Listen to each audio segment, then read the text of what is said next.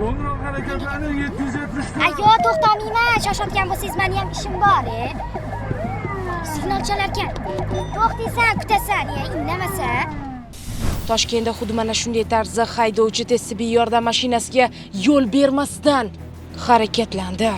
Joriy yilning 29-may kuni Toshkent viloyatida Li rusumli avtomashina haydovchisi tez yordam mashinasiga yo'l bermasdan yo'lda davom etgan. Ushbu holat ijtimoiy tarmoqlarda keng tarqab muhokamalarga sabab bo'ldi. Endi to'g'ri biz e'tiborsizlik qilib qo'ydik u holatda.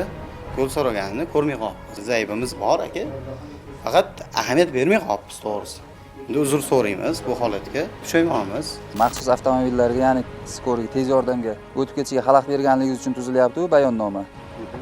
Ma'muriy kodeks 128-modda 5-bandi bilan yo'l harakati qoidalarining 26-bandi bilan imzo qo'yaverasiz. Haydovchimizga chora ko'rildi.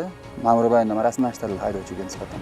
Bo'lgan unaqa hodisalar ko'p bo'lgan bizda. Endi shuni nazarda olib gapiramizki, imkon qadar bizga yo'l bo'shatib bersa, biz imkon qadar tezroq yetkazib boramiz bemor joyiga. Har kimni boshida bor narsa bu. Shu haydovchilardan iltimosimiz, yo'lda ketayotganda shu sirena migalka bilan kelamiz, iloji boricha yo'l berishligini so'raymiz. Tez tibbiy yordam va shu kabi xizmat avtomashinalarga yo'l berish orqali biz kimningdir hayotini saqlab qolgan bo'lamiz. Ha, yana aytgancha, issiq jonimiz aynan mana shu tez tibbiy yordam avtomashinalaridan biz ham, bizning yaqinlarimiz ham foydalanishi mumkin. Unutmang, qilayotgan yaxshiligingiz ham, yomonligingiz ham eng avvalo o'zingizga qaytadi.